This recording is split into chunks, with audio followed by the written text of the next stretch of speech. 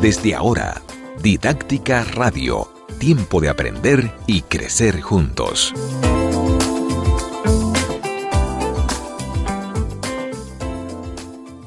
Bienvenidos a Didáctica Radio, soy Margarita Heinzen y me siento privilegiada hoy, casi cerrando este 2020.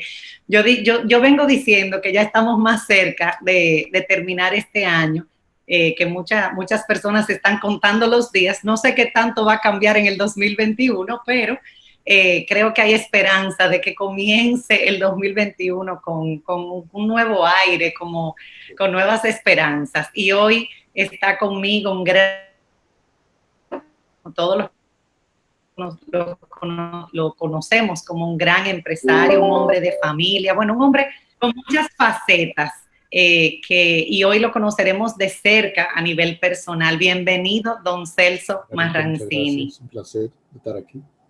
De verdad, un honor. Oigo tu programa muchas veces, sobre todo cuando salgo tarde, que voy para Jaina, pongo Didáctica.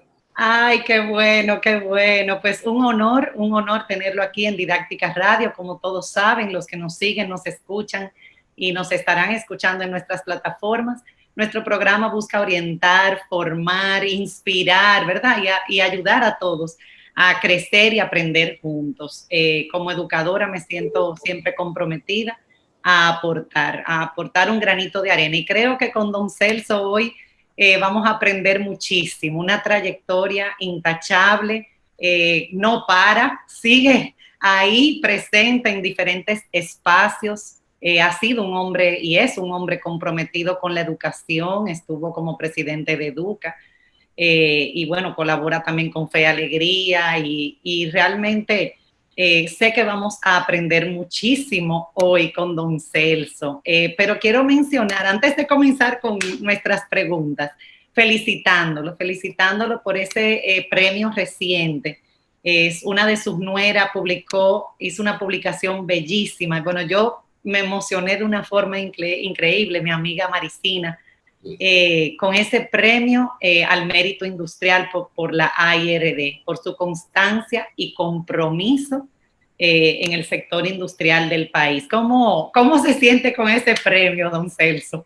Yo creo que es un premio de mucha gente, eso yo decía ese día. Primero, es un premio de Dios, que Dios...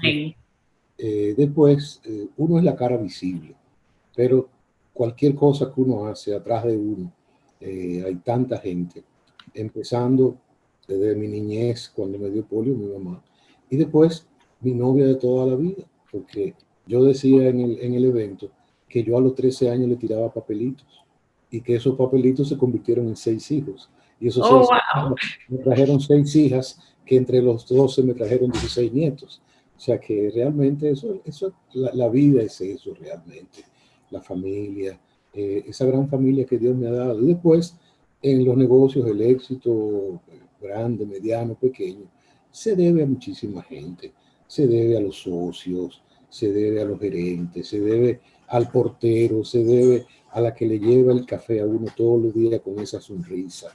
O sea, es un conjunto de cosas que uno, desgraciadamente, termina siendo la cara, pero atrás de esa cara hay todo un equipo que a veces no se ve y es más importante que la cara.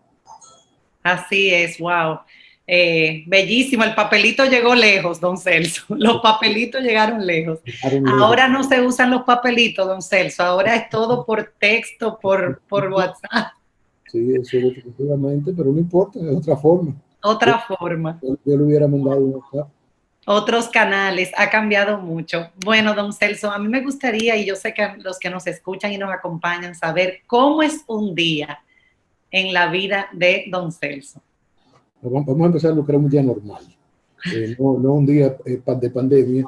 La pandemia ha cambiado. Normalmente yo estoy en la oficina alrededor de las 8, 8:30. Yo desayuno y como en la oficina. Y debo retornar a la casa alrededor de las 7 de la mañana. Cuando tengo reuniones, como mi oficina está en Jaina, normalmente pues lo que hago es que voy a las reuniones y después voy a la oficina. Por eso te digo que puedo, cuando no me voy temprano a la oficina, siempre oigo Didáctico en el camino. Y entonces, bueno, el día se pasa entre reuniones, viendo informes, los problemas que tiene la industria. Nosotros tenemos una industria complicada porque depende mucha gente de nosotros. Cuando digo gente, realmente industrias. Nosotros exportamos el 70% de nuestra producción a Centroamérica, el Caribe y Estados Unidos. Depende, la industria nacional depende de nosotros. Entonces hay una enorme responsabilidad.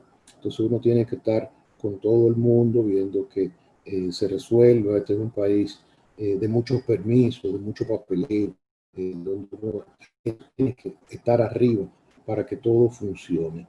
No va a ser así, entre una llamada de teléfono, entre una reunión con algún suplidor, a veces los amigos políticos que pasan a hablar, y por suerte ya no estamos en elecciones, porque a veces no solamente es hablar, sino buscar las lógicas conclusiones. El trabajo con hábitat para la humanidad. Rehabilitación ocupa un tiempo fundamental en mi horario, o lo hago desde la oficina o voy a rehabilitación. Ya mi mamá está más retirada y rehabilitación por igual tiene un equipo increíble, una junta directiva de gente extremadamente comprometida, unos directores excelentes. Durante la pandemia pasamos momentos sumamente difíciles, tuvimos que cerrar por casi 2 meses y ya hoy, gracias a Dios, estamos dando prácticamente el 100% de las atenciones que dábamos antes de la pandemia, que mucha gente no se imagina hasta dónde llega rehabilitación. Nosotros estamos dando un promedio de 5.000 consultas diarias. Wow. en 33 filiales por todo el país y alrededor de 1.300.000, 1.400.000, con muchas limitaciones económicas hasta que llegó el gobierno del presidente Luis Abinader. Tengo que decirlo, lo digo con mucho orgullo, mucho agradecimiento. Durante muchos años mantuvimos un presupuesto de 70 millones, o sea, un subsidio del gobierno de 70 millones que fue aumentado en 10 millones por el senador Cruz, el senador Rubén Cruz, que todo el mundo lo conoce como Rubén Toyota. Y después más nadie nos había apoyado. La presidencia nos daba 10, nos daba 20. Sin embargo, en el presupuesto de este año, el presidente Abinader y la primera dama nos subieron el presupuesto a 140 millones de pesos. ¡Wow! Un gran logro. ¡Qué maravilla! Es un presupuesto que tenemos de cerca de 1.000 millones. O sea, que Wow. Teníamos antes de la pandemia 1.400 empleados, tenemos algunos desgraciadamente suspendidos ahora por la que pasamos, pero definitivamente ahí estoy. Hábitat ocupa un lugar muy importante en el tiempo que yo le dedico. Yo creo que una de las limitaciones más serias que tiene nuestro país es la cantidad de personas que no tienen una vivienda. Y si antes era serio, ahora lo hemos visto más crudamente. Ay, sí. Porque ¿cómo le pedimos a alguien que se quede en casa cuando no tiene una casa? Cuando no tiene casa. No tiene casa. Cuando yo veía las redadas, que las hacían con toda la razón, con los toques de queda, la gente estaba sentada adelante, porque no tienen cómo quedarse, lo que entran unas horas a mal dormir. Entonces yo creo que eso tiene que levantar la conciencia de todos los dominicanos y elaborar un plan de vivienda. El gobierno ya ha empezado con un plan de vivienda, pero eso es poco. Tengo el honor de ser miembro del Board Internacional de Hábitat en Atlanta. El año pasado, o este año que termina, Hábitat ha influido en 9.9 millones de soluciones de vivienda. Y eso es muy poco. Eso tardaría alrededor de 60, 70 años para cumplir el déficit. Y eso realmente es imposible. Hay que hacer más esfuerzo, gobierno, sector privado, para devolverle la dignidad a las personas. Así es. Usted divide su tiempo entre esos 12 hijos que usted tiene. Todo el compromiso que ha asumido con rehabilitación, con hábitat, con el trabajo. Y el tiempo a mi mamá, eso también es algo. Y el tiempo a su mamá. Yo me imagino lo que significa eso. Sus 24 horas son bien rendidas, don Celso. Yo me imagino, porque qué admirable es, y sobre todo esa sensibilidad y ese compromiso con nuestra sociedad. Y continuar el legado de su mamá que, wow, ha impactado, ¿no? ¿Cuántas personas ha impactado rehabilitación? 17 millones hasta ahora. 17 millones de personas en el país. Continuar con ese legado y esperemos que sus hijos también pues puedan integrarse a esa labor. Y mucha gente joven que se acerquen, porque yo digo, necesitamos relevo. Claro. Así es, las nuevas generaciones se tienen que seguir involucrando. Tienen que involucrarse, el país tiene muchas necesidades. Don Celso, ¿y cuál es la lección? A mí me encantaría escuchar esta. ¿Cuál es la lección más importante que ha aprendido en su vida? Si hay una, me imagino que son muchas, pero una que usted diría, esta es la lección más importante que a lo largo de mi vida, de todo lo que he hecho. Oír a todo el mundo. Yo siempre les digo a mis hijos y a todos mis colaboradores, oigan a todo el mundo, porque la persona que usted cree que es más sencilla, esa persona le tiene una solución que usted nunca lo pensó. Oiga a los suplidores, oiga a los bancos, oiga a los clientes, oiga a las personas. Cuando yo estaba en la sede, el sábado yo lo dedicaba a responder las cartas que me mandaban. Y muchas veces era reclamando 400 pesos. Yo lo llamaba y me decía, eso no es verdad, eso no es usted. Y entonces yo le leía la carta. Y me dice, ¿y usted responde por 400 pesos? Wow. Pero usted, sorprendidos. Yo soy un servidor público y yo tengo que servirle a usted. Y yo veo la empresa de la misma forma, indudablemente, y veo que todos tenemos que ser así. Una cosa es para hacer negocio, otra no es para hacer negocio, una es para dar servicio, pero es oír a los demás, ponerse en la situación de los demás, que a veces eso es muy difícil. Eso yo le vivo reclamando a todo el mundo. Póngase en los pantalones del otro. Usted verá que las cosas no son iguales. Yo me identifico mucho. Yo siempre le he dicho a mis hijos que de cada persona, puede ser incluso alguien que esté en la calle, podemos aprender algo. Aprendemos de alguien siempre, todos los días se aprende algo.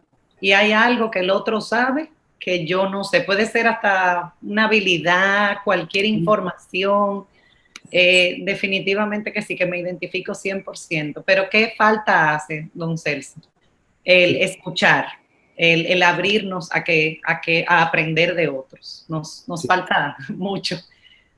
A veces queremos hablar más de la cuenta o tener la razón, pero bueno. No. Muchas veces pensamos que somos los dueños de la verdad, y no es cierto. La verdad es compartida. Excelente. ¿Y cómo ha manejado don Celso bueno, todos hemos fracasado, enfrentado, ¿verdad? Errores. ¿Cómo usted ha manejado el fracaso en su vida? Yo creo que así, pensar en momentos difíciles.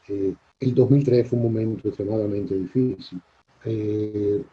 Yo trabajé muchos años en una empresa familiar. Yo después decidí salir de la empresa,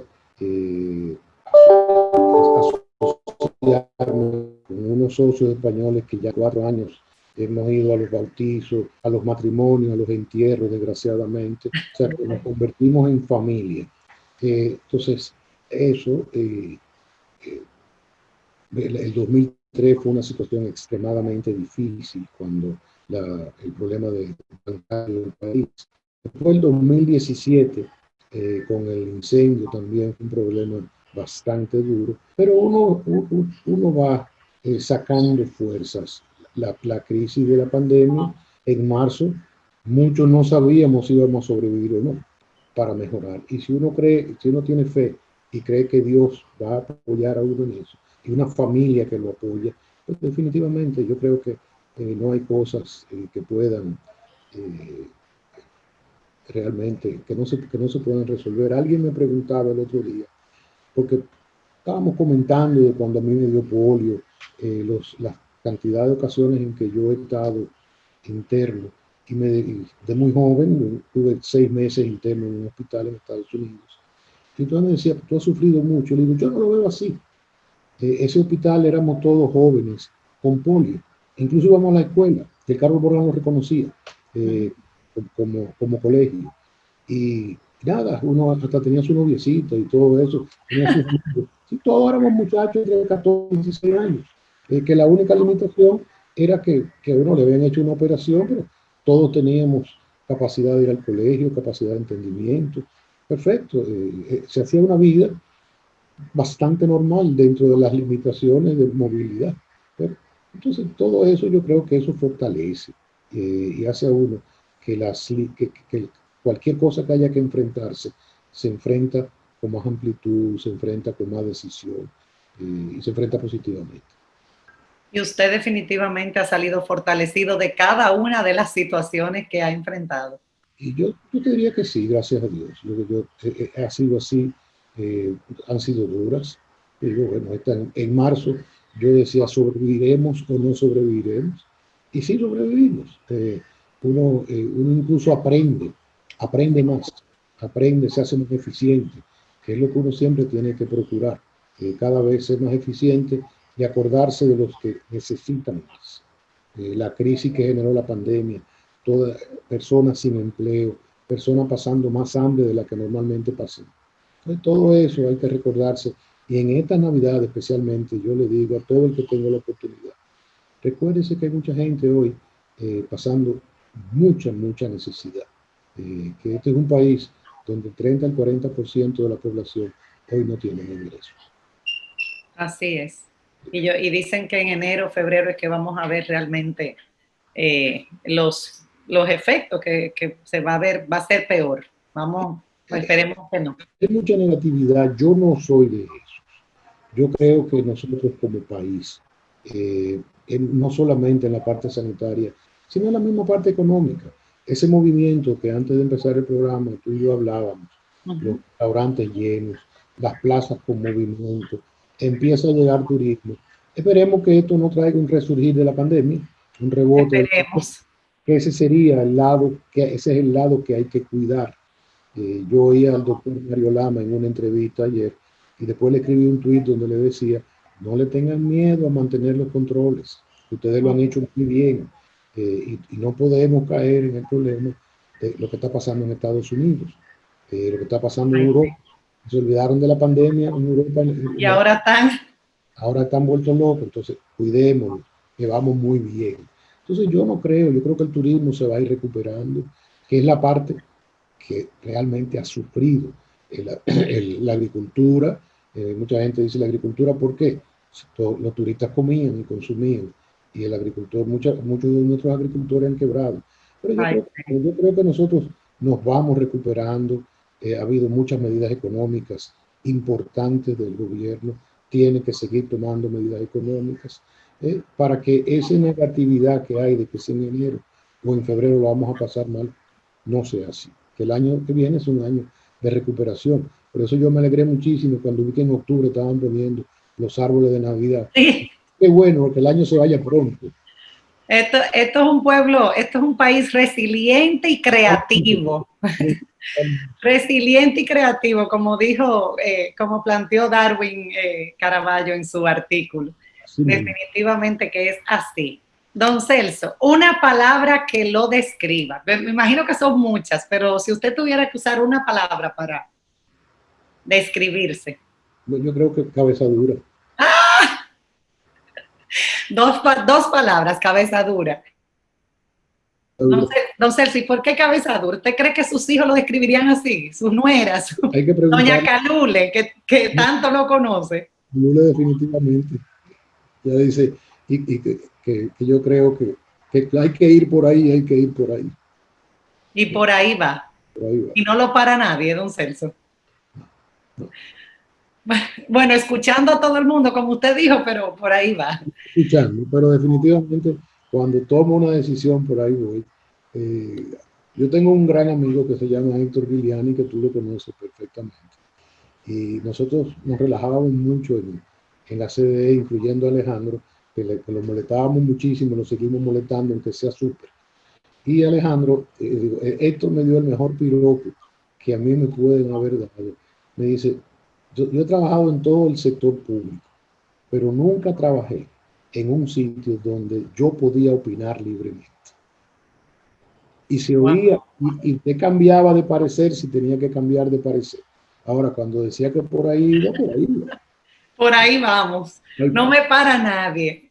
Bueno, doña Calule, si nos está escuchando, me imagino que dirá que lo confirmará. Ella lo confirma. Ella lo confirma. Don Celso, un defecto. Un defecto, muchísimos. Esa ha sido una pregunta difícil. Muchos. Yo diría que trabajar demasiado, eso uno le quita tiempo a la familia. Yo creo que ese es un defecto. Uno tiene que equilibrar el tiempo. Pensar a veces que uno lo puede resolver todo. Eso también es un defecto. Otro defecto, bueno, tal vez si yo le pregunto a alguno de mis hijos, ser muy centralizador, lo cual yo digo que ya no soy tan centralizador. Ha soltado. Habría que preguntarle a ver qué opina. Yo creo que básicamente eso. Me disgusta la deshonestidad, me disgusta la mentira, eso no es defecto, pero básicamente yo diría que eso, que otra cosa. Uno tiene tantos defectos que a veces uno no se los ve uno mismo. El ser humano es un ser de defectos. Así es. Bueno, defectos, pero virtudes también. Tiene muchas virtudes. Así es. Bueno, antes de irnos a la pausa, para regresar con otras preguntas que nos permitirán seguirlo conociendo más de cerca y aprender de usted como un ser humano que realmente ha vencido adversidades, vencido obstáculos, pero sobre todo no solamente los ha vencido, sino que ha superado, sobrepasado las expectativas. Me gustaría, antes de irnos, que me comente qué lo hace disfrutar. ¿Con qué usted disfruta, don Celso? Yo disfruto estar con mi familia, empezando por ahí, estar con mis hijos, con los nietos. A mí me gusta leer. A mí me gusta ver muchas series de esas series históricas de televisión, sobre todo ahora con YouTube, que uno busca vidas de políticos, de presidentes, de líderes que han cambiado la historia. Yo disfruto muchísimo eso. A veces los sábados me pongo a buscar ahí en YouTube, uno encuentra todo lo que quiere. Eso me encanta, sobre todo como que me desconecta de una semana fuerte. Tengo que escribir antes del miércoles, porque el artículo sale los miércoles. No se imaginan quienes leen a uno, que tienen esa paciencia, la presión que eso significa. No el escribir, la presión es qué es lo que voy a escribir. Porque a veces no hay un tema y uno se está volviendo loco. Entonces uno tiene que empezar desde que uno termine el artículo, uno empieza a buscar, ¿y qué voy a hacer? Y entonces a veces uno no quiere meterse en ciertos temas, porque algo que siempre me decía mi papá, que yo tenía la boca muy dura. Entonces, y es cierto, yo soy fuerte en ese sentido, yo no tengo temor a decir las cosas como tengo que decirlas. Eso crea problemas en una sociedad como esta. Tratar de ser coherente es muy difícil. Entonces, bueno, en los artículos trato eso, de ser coherente. Terminé el mío de mañana a las 6 de la mañana. Ya los mandé. ¿Se levantó temprano, don Celso? Yo me levanto muy temprano, yo duermo muy poco. Yo me acuesto cerca de las 11, pero yo a las 5:30 estoy leyendo en el celular los periódicos, las noticias. Busco a ver si ya la vacuna la empezaron a poner. Y ahora también uno busca otros temas que están por ahí de mucho interés. Don Celso, y usted que mencionó escribir los artículos, ¿usted hace ejercicio? No, yo desgraciadamente no puedo, por el problema de las piernas y el problema de los brazos. Okay. Al haber utilizado tanto los brazos para caminar, yo tengo que cuidarme. Yo nadaba, me gustaba mucho nadar, pero ya no puedo nadar. Entonces, así que eso me limita los ejercicios. Sí me gusta, por ejemplo, me gusta mucho ir a Jarabacoa. Yo estoy yendo a Jarabacoa desde que nací, porque mi abuelo Celso construyó una Jarabacoa en el año 1944. Así que Jarabacoa es parte de mi vida, parte de la vida de mis hijos y de mis nietos. O sea, yo creo que ninguno de ellos concibe la vida sin Jarabacoa. Sin Jarabacoa. Es algo que ustedes disfrutan y comparten como familia. Es una tradición, podríamos decir. Tiene por ahí un gran amigo que vive por los caballos. Bueno, eso sí es verdad. Comparte esa pasión con mi querido esposo Miguel. Mi querido esposo Miguel. A cada rato ahí conversan sobre sus caballos y eso es desde niño. Manuel, yo creo que si le quitan los caballos se muere. Él trabaja porque tiene que trabajar, pero él vive por los caballos. Yo creo que sí, por ahí va la cosa. Don Celso, nos vamos a una pausa y regresamos con otras preguntas para continuar conociéndolo más de cerca. Sigan con nosotros y agradecer al Banco Popular. El Banco Popular acaba de celebrar su feria y con un resultado excelente. Y los felicitamos porque la verdad que en la pandemia se han reinventado y se han mantenido activos, siempre mandándonos noticias, actualizándose y ofreciendo más servicios para facilitarnos a todos nosotros el manejo de nuestros chelitos, ¿verdad? Pues gracias al Banco Popular, un banco comprometido con la educación y que apoya este programa, apoya Didácticas Radio. Así que nos vamos a la pausa y regresamos rápido, no se vayan, para continuar conociendo de cerca a don Celso Marrancino. En breve regresamos con Didáctica Radio.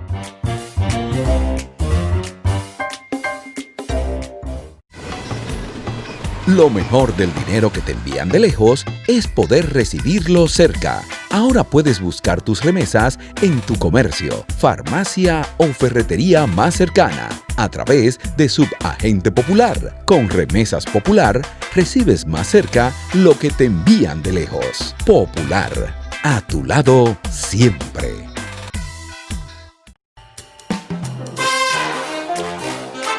Ya estamos de vuelta con Didáctica Radio.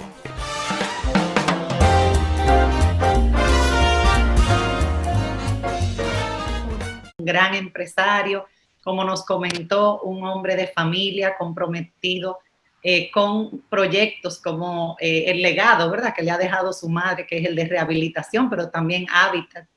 Y conversábamos sobre todas esas necesidades la necesidad de vivienda, dignificar al dominicano con una vivienda y todavía lo que nos falta para lograr esa meta.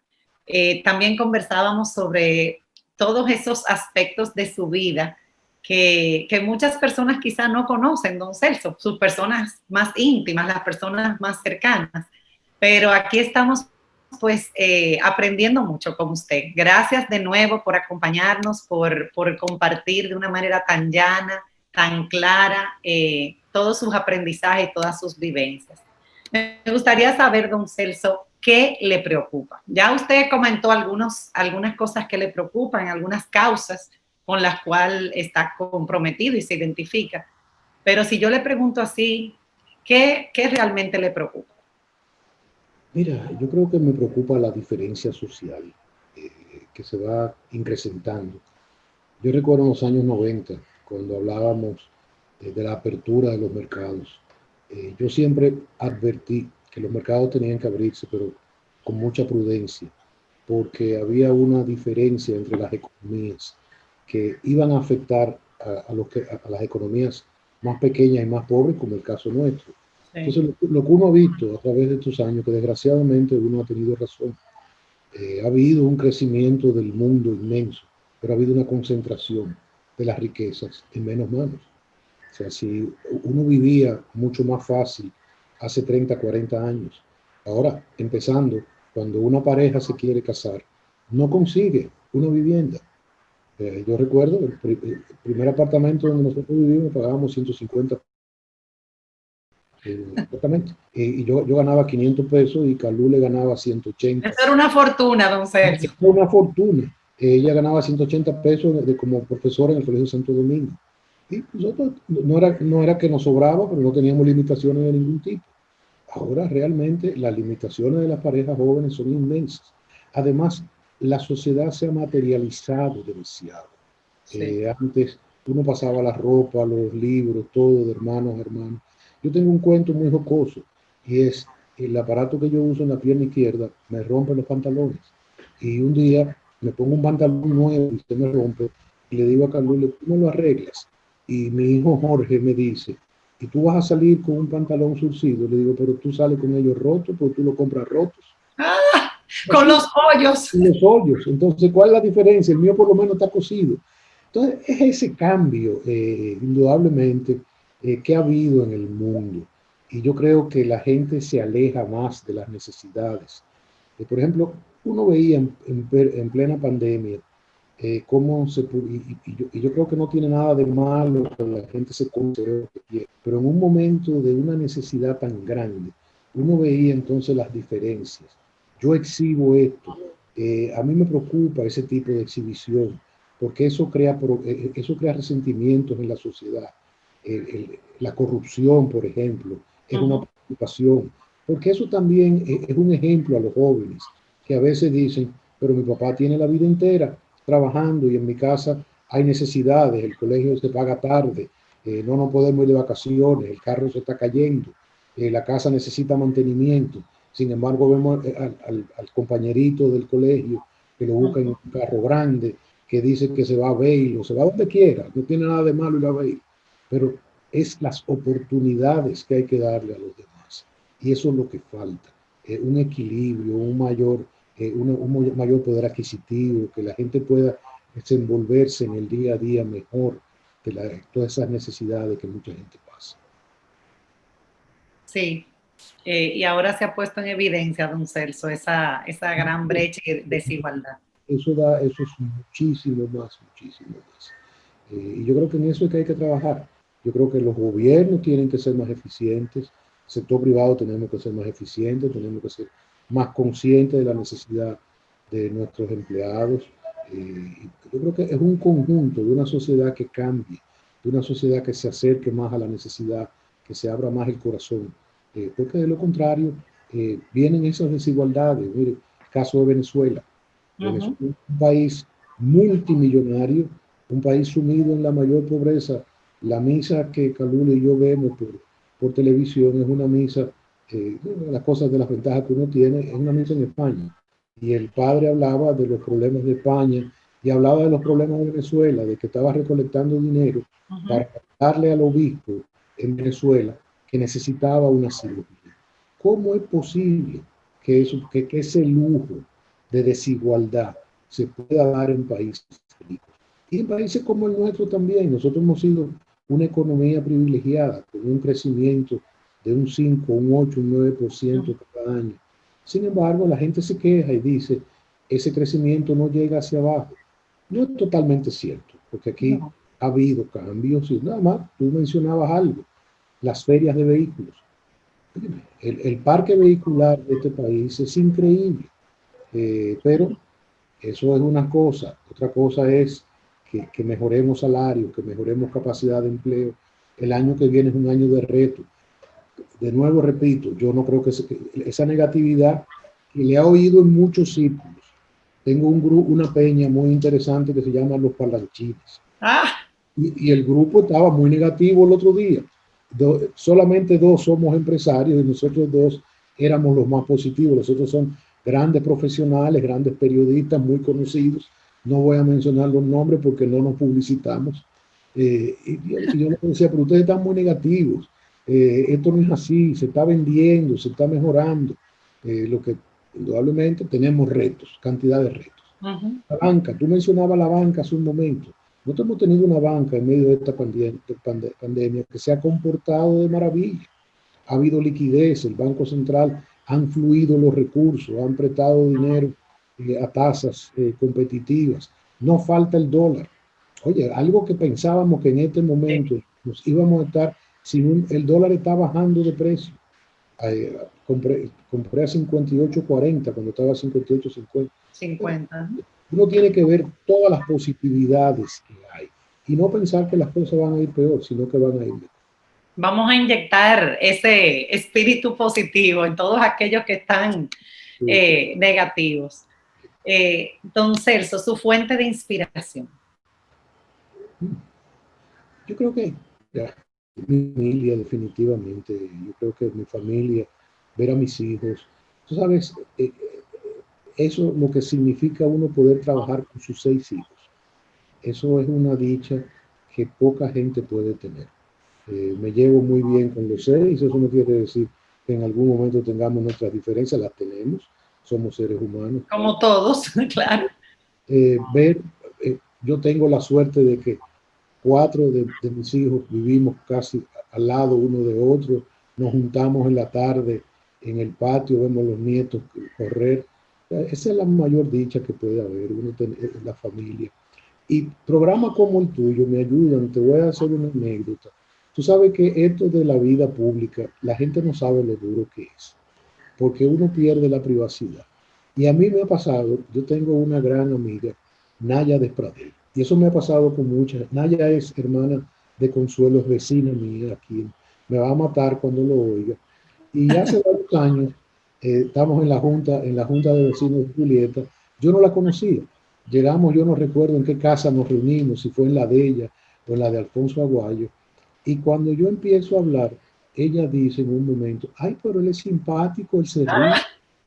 Y eso me ha pasado varias veces, porque la seriedad de la televisión, la seriedad de las posiciones, eso la gente cree que uno no se ríe.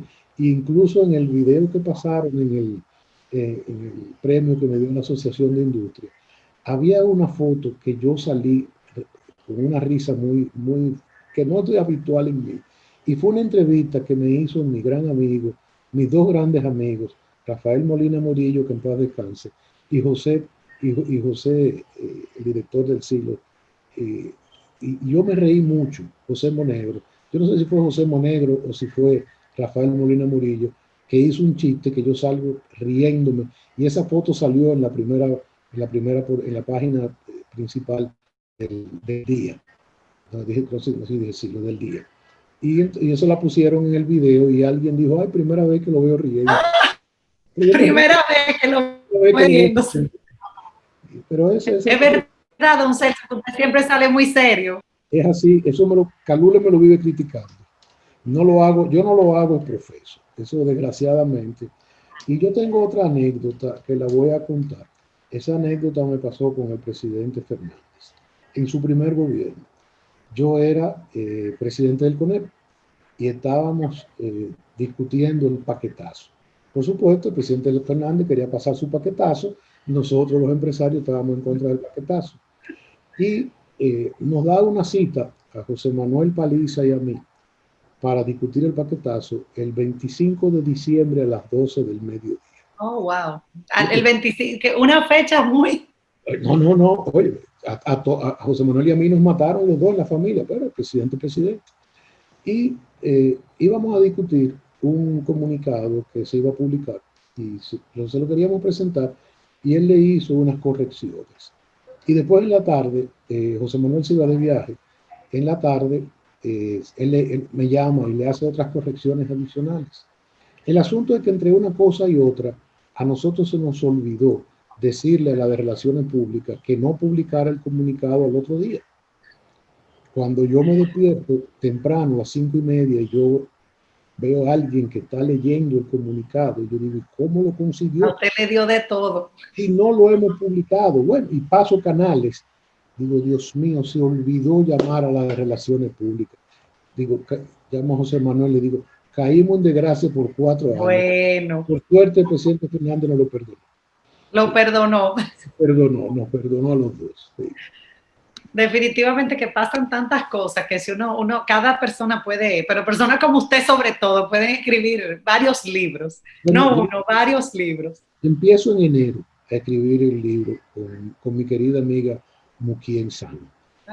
Excelente. Vamos a empezar a reunirnos. Estamos discutiendo todavía sobre el título, pero yo creo que el título se lo ponemos al final. Yo quiero, pero ella no quiere, ponerle Mi vida hasta hoy. Yo aseguro que voy a tener que irme por 6 meses, porque sí, no va a haber páginas en blanco. No. Yo lo voy a escribir. Como el doctor Balaguer, no. Que nunca nos escribió la página, desgraciadamente. No, nunca la... No. ¿Qué personaje ese doctor Balaguer? Yo tengo un cuento con él también. A mí realmente, yo nunca me llevé bien con él. Y tengo 2 cuentos rápidos. Uno fue de don Jorge Arseno, que en paz descanse, y don José León.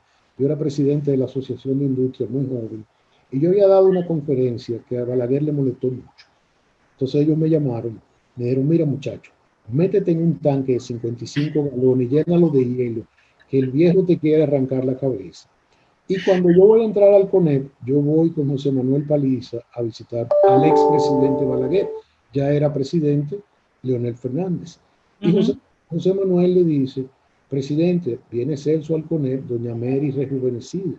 Y el presidente Balaguer tira una carcajada y dice, doña Mary es una dama muy fina, no tiene la boca de Celso. Entonces yo le digo, presidente. Balaguer no era fácil, ¿no? Yo le dije, presidente, usted sabe que yo lo quiero muchísimo, es un problema, una diferencia generacional. No, no era nada fácil. No era nada fácil. Pero tengo el honor de que nunca voté por él. Pues lo puedes decir hoy tranquilamente y con orgullo. Y en esa época yo lo decía también, que yo no votaba por Balaguer. No. El trabajo más gratificante que has realizado hasta ahora. Mira, nosotros empezamos, y eso fue lo que me acercó a Hábitat, a construir viviendas para nuestros empleados. Tenemos un programa que lo suspendimos desgraciadamente cuando el incendio del 2017 y que ya lo vamos a renovar ahora en este diciembre de nuevo. Eso es muy gratificante. Trabajo de Hábitat, el trabajo de la universidad, la junta directiva de la Universidad Católica, de Sur Futuro. De rehabilitación me llega al alma por dos cosas fundamentales. Primero, trabajo de toda la vida de mi mamá y porque yo me siento en cada paciente. Yo a veces protesto allá cuando no se hace algo y yo le digo, es que ninguno de ustedes sabe lo que hace falta una terapia. Ayer teníamos un Zoom, faltaban algunos materiales y alguien reclamaba que no tenía tapones de muleta. Y yo le decía, cojan una muleta y caminen sin tapones para que ustedes vean qué sabroso es, cómo se resbala. Y yo creo que eso, ver como personas que llegan buscando atención, y uno se devuelve a la vida útil. O sea, a mí me ha pasado muchísimas veces. Yo he tenido problemas, aparte del original, de que me he roto una pierna, que me han tenido que hacer cirugía, me rehabilitan. El ser independiente es las personas no saben, el que no tiene una limitación, no tiene idea de lo que la independencia significa. Uno poder valerse por sí mismo, uno poder hacer las cosas. Yo siempre he dicho, bueno, yo he hecho todo lo que he querido en mi vida, gracias a Dios. Incluso poca gente sabe que yo corrí go-kart. Y yo fui, en mi categoría, corría bastante bien. Y yo recuerdo que los estatutos decían que una persona con limitación no podía correr go-kart. Mi querido amigo Gustavo Vergés, que era presidente de la Federación Dominicana de Kartismo, le dije, vamos a hacer una cosa. Si corremos yo te gano, tú cambias los estatutos, tú pones que si demuestra que puede, un reto, te permite. No solamente él tuvo que cambiar los estatutos, sino que le gané la presidencia de la Federación de Kartismo. Las dos cosas juntas. Don Celso, yo después de este programa, yo ya lo admiraba, pero ya yo lo admiro aún más. De verdad me quito el sombrero. Si usted pudiera escoger, ¿qué superpoder usted tendría? Usted que tiene sus nietos de todas las edades, ¿verdad? ¿Qué superpoder usted tendría? Qué pregunta más buena. Yo soñaba con chiquito ser Superman, pero eso es imposible. Déjame ver. ¿Qué superpoder? Yo creo que podría ayudar que la gente se entienda bien, que no haya odio, que exista más comprensión en la humanidad, esas diferencias, que uno la tiene hasta en su propia familia. A veces hay diferencias por un pequeño detalle, que alguien hizo algo y te malinterpretan. Eso, que siempre reine esa concordia, esa paz. Yo creo que tendríamos un mundo completamente diferente. Mira esa paz que irradia Francisco I. O sea, esa elección de un papa en este tiempo de crisis, cómo se da ese hombre a la humanidad, es eso, cómo uno lograr eso. Yo creo que ese sería el mejor poder que uno pudiera tener. ¿Y qué valora más en una persona? Yo sé que usted tiene muchos amigos, una familia amplia, conoce todo tipo de personas en esa gran diversidad, pero ¿qué usted valora más en una persona? Es la honestidad y la ausencia de mentiras. Que diga la cosa claramente. Si usted se equivocó, dígalo. Yo me equivoqué, lo siento, te dije una palabra descompuesta, estaba pasando por un mal momento, porque todos nos equivocamos. Claro. Todos cogemos nuestras rabietas. Todos. Todo. Nadie se libra. No, nadie se libra, nadie se libra. Yo creo que eso sería. Yo tenía un técnico argentino que nos llevaba muy bien, ya no está aquí, pero todos los días nos hablamos.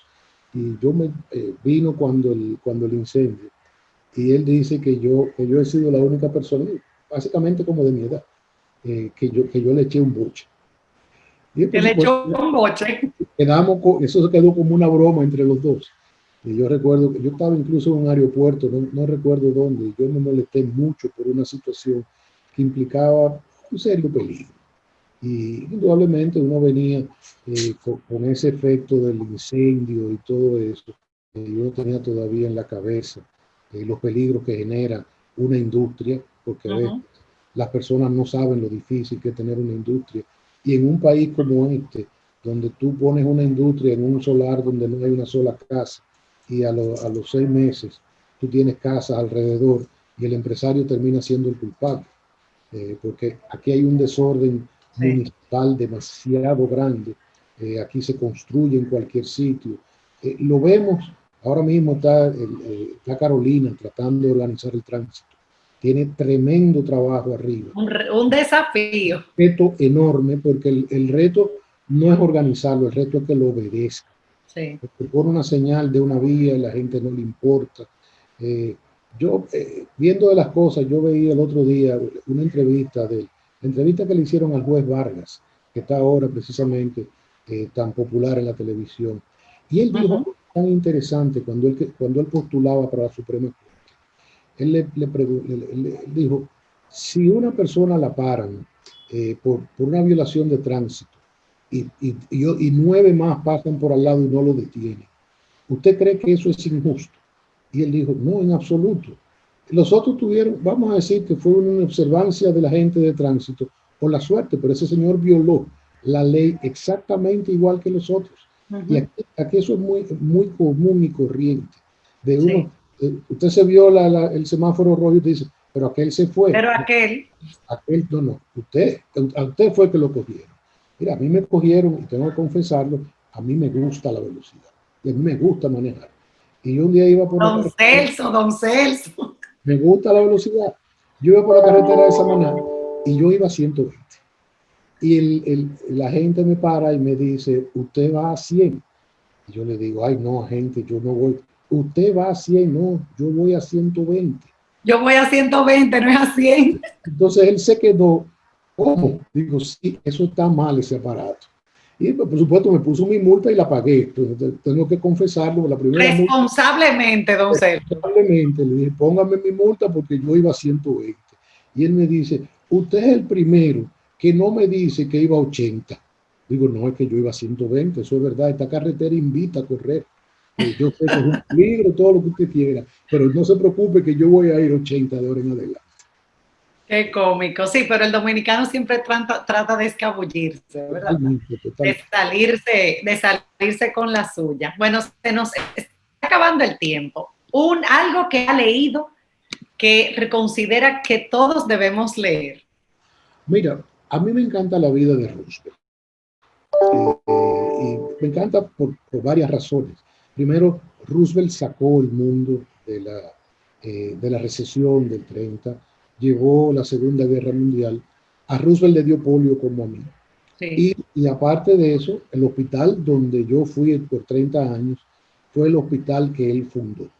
Incluso, hay una anécdota que te la voy a contar rapidísimo, y fue cuando yo estaba en la CDE, yo llevé una diferencia con una compañía y el embajador americano me visitó por varias veces, que era don Raúl Izaguirre, un ser humano excepcional.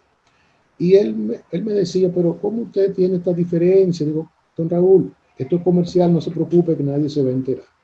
Al final de la entrevista, de la diferencia, llegábamos a un acuerdo muy amigable entre entre la CDE y la empresa, y yo voy donde don Raúl, a la embajada americana, a explicarle lo que...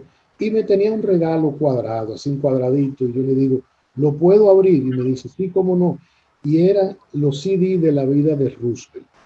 Y entonces él me dice, usted es mi Roosevelt dominicano. Le digo, embajador, no lo repita, No, porque puede meter en un lío. Ok, dejémoslo aquí, yo le agradezco. déjelo ahí. Déjelo ahí, déjelo ahí. Así que eso es mi personaje favorito, definitivamente, y me encanta leer sobre, a mí me encanta todo lo que es historia, sobre todo historia de líderes mundiales, ver a veces esa serie anoche veíamos una del que fue el primer juez negro de la Suprema Corte, y cómo ese señor logró en un país que todavía tiene divisiones raciales increíbles, que yo las viví de niño cuando iba a Atlanta. Entonces, uno ve cómo la gente se supera, cómo la gente vence obstáculos. Y yo creo que esa tiene que ser la vida. Y la verdad es que inspiran muchísimo. Exactamente, rompa los obstáculos, que los obstáculos se ganan, con perseverancia y fuerza y coherencia. Bueno, antes de irnos y despedirnos de esta entrevista tan maravillosa, me gustaría un último mensaje para los que nos escuchan, para los padres, usted es un gran padre, un gran abuelo, pero también para los que estamos trabajando. Usted decía que qué difícil tener una industria, ¿verdad? Yo que tengo una pequeñita empresa, yo tuve que cambiar el chip, y doña Calule, que lleva un colegio, cualquier emprendimiento, cualquier proyecto, lleva mucho trabajo, definitivamente que hay que vencer enfrentar muchas situaciones, pero me gustaría que nos dé un último mensaje para todos. Mira, hay que soñar. A veces cuando yo me pongo a ver las cosas en que yo fui soñando, que se fueron cumpliendo, yo decía el día del homenaje, que la gente entiende que uno nace con una empresa debajo del brazo. Eso no es cierto. Mi primera inversión fueron 10,000 pesos.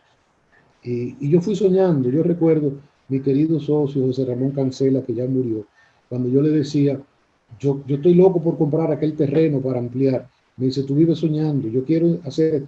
Desgraciadamente ya no está conmigo, pero muchos de esos sueños se han cumplido. Hay que soñar. Se han cumplido. Hay que soñar.